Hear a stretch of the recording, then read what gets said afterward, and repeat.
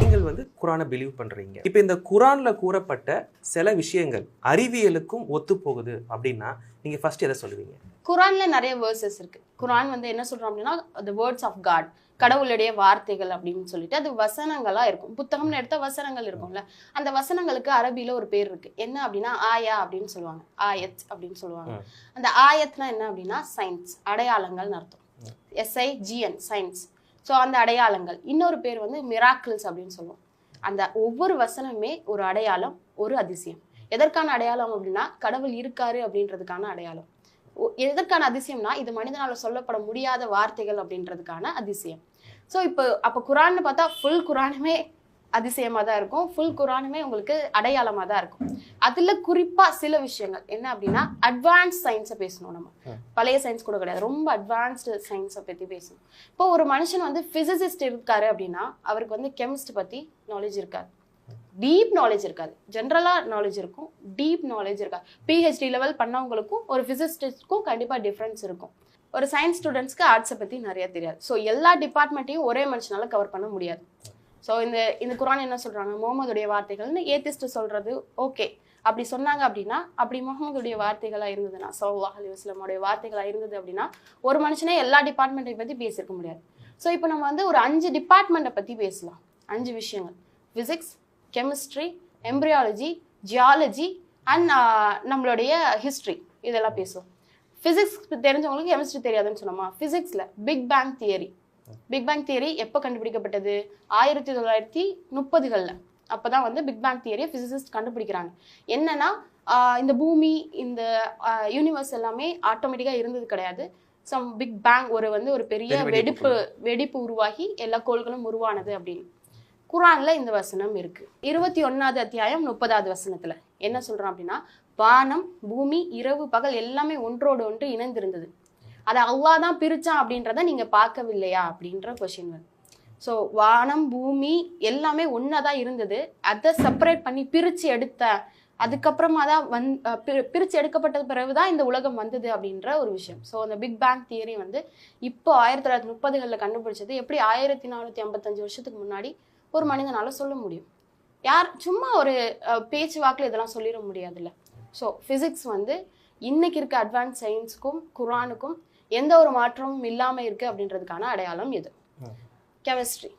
Chemistry பார்த்தோம்னா minerals தெரியும் நமக்கு, தனிமங்கள் அதெல்லாம் வரும், உலோகம், தனிமம், அந்த மாதிரி விஷயங்கள்லாம் வரும். ஸோ 1923 சம்திங், 23 to 25 என்ன கண்டுபிடிக்கிறாங்க அப்படின்னா, இந்த இரும்பு தனிமத்தை நம்மளால உருவாக்கவே முடியாது. ஒரு இரும்பு ஃபெரஸ் அப்படின்ற ஒரு அயன் உருவாகணும் அப்படின்னா அதுக்கு தேவைப்படக்கூடிய ஏற்புடைய கொள்நிலை எவ்வளவு இருக்கணும் அப்படின்னா 100 மில்லியன் டிகிரிஸை விட அதிகமா இருக்கணும் ஒரு இரும்பு தனிமத்தை உருவாக்குறதுக்கு. அப்போ என்ன சயின்டிஸ்ட்லாம் ஃபைண்ட் பண்றாங்க அப்படின்னா, இது எங்கோ ஸ்பேஸ்ல இருந்து வந்திருக்கு, ஸ்பேஸ்ல இருந்து இந்த உலகத்துக்கு இரும்பு வந்திருக்கு அப்படின்னு. குரான்ல அந்த வசனம் இருக்கு. 57வது அத்தியாயம் 25வது வசனம். ஹதீத் அப்படின்னே இந்த அத்தியாயத்துக்கு பேர், இரும்பு அப்படின்னே. இரும்பு தான் அப்படின்ற டாபிக்லயே அந்த அத்தியாயம் இருக்கு. என்ன அப்படின்னா, இரும்பை நாம் இறக்கினோம் அப்படின்னு வரும். இரும்பை நாம் இறக்கினோம், அதாவது வேற எங்கேயோ இருந்து வந்து பூமிக்கு இறக்கினோம், அதுல உங்களுக்கு நிறைய பயன்கள் இருக்கு அப்படின்ற வார்த்தை வரும். ஸோ இரும்பு அப்படின்றது இங்க உருவானது இல்லை, வேற எங்க இருந்தோ வந்தது அப்படின்றத 1455 வருஷத்துக்கு முன்னாடி எப்படி சொல்ல முடியும்? ஸோ பிசிக்ஸோடைய இன்டெப்தா இருக்கட்டும், கெமிஸ்ட்ரியோட இன்டெப்தா இருக்கட்டும். தென் பயாலஜிக்கு மூவ் பண்ணலாம். பயாலஜின்னு வரும்போது எம்பிரியாலஜி. பயாலஜில நிறைய விஷயங்கள் நம்மளே பேச முடியும். உடல் உறுப்புகளை பத்தி பேசலாம், மனிதனுக்குள்ள உறவுகளை பத்தி ஈஸியா பேசிடலாம். எம்பிரியாலஜியை பத்தி ஈஸியா பேச முடியாது.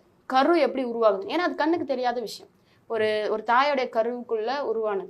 இந்த எம்பிரியாலஜியோட ஹிஸ்டரியே எப்ப இருந்து உருவாகுது அப்படின்னா 1959 தான் எம்பிரியாலஜி டெவலப் ஆகுது. முன்னாடியே வந்து கரு எப்படி உருவாகுது அப்படின்றத டிசெக்ட் பண்ணி கத்துட்டு இருந்தாங்க. அதுக்கப்புறம் ஸ்கேனிங் சிஸ்டம்லாம் வரும்போது எப்படி வந்து கரு உருவாகுது அப்படின்றத கண்டுபிடிச்சாங்க. ஆனா 1455 வருஷத்துக்கு முன்னாடி குரான்ல இருக்கக்கூடிய வார்த்தைகள் என்னது? 23வது அத்தியாயம் 12ல இருந்து 17 வரை ஒவ்வொரு ஸ்டெப் பை ஸ்டெப்பா வந்து எப்படி கரு உருவாகுது அப்படின்றத வந்து அல்லாஹ் சொல்றோம். என்னன்னா ஃபர்ஸ்ட் வந்து அது வந்து ஒரு இரத்த கட்டியோட நிலைமையில, அட்டைப்பூச்சி போன்ற இரத்த கட்டி.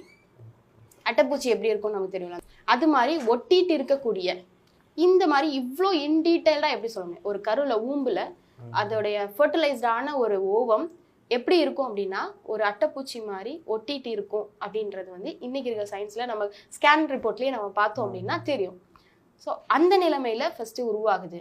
அது எப்படி உருவாகுது அப்படின்னா நுத்துஃபா அப்படின்ற வேர்டை சொல்லியிருப்பாங்களாம். நுத்துஃபா அப்படின்னா என்னதுன்னா 2 திரவங்கள் சேர்க்கிறது. ஆப்போசிட் ஜெண்டர்ஸ் இருக்கக்கூடிய திரவங்களை 2 திரவத்தை நம்ம சேர்த்தோம்னா நுத்துஃபா அப்படின்னு சொல்லுவோம். ஸோ அந்த நுத்துஃபால இருந்து இது உருவாகுது அப்படின்னு சொல்லுவாங்க. நுத்துஃபா அப்படின்றது எதுனா மேலோடைய ஸ்பெர்ம்ஸும் ஃபீமேலோட ஓவமும் மிக்ஸ் ஆகி இது வந்து உண்டாகுது அப்படின்ற விஷயங்கள். ஸோ ரத்த கட்டி நிலைமைக்கு வந்துடுது. அதற்கப்புறமா அதற்குடைய சதைகள் கொடுக்கப்படுது. உருவான அந்த ரத்த கட்டியோடைய நிலை சதைகள் தான் ஃபர்ஸ்ட் வரும். அதாவது உறுப்புகள் உருவாகுது அப்படின்னு. இன்னைக்கு சயின்ஸ்ல பாத்தீங்க அப்படின்னாலும் எலும்புகள் உருவாகல, எதுவுமே உருவாகல. ஃபர்ஸ்ட் உருவாகக்கூடிய ஆர்கன்ஸ் தான். அது ஆர்கன்ஸ். ஹார்ட் தான் ஃபர்ஸ்ட் ஃபுல்லா கம்ப்ளீட்டா டெவலப் ஆகும். ஹார்ட் பீட் தான் வர ஆரம்பிக்கும். அதுக்கப்புறமா தான் ஒவ்வொரு ஆர்கன்ஸ் அண்ட் அடுத்தடுத்த எலும்புகளும் தசைகளும் உருவாகும்.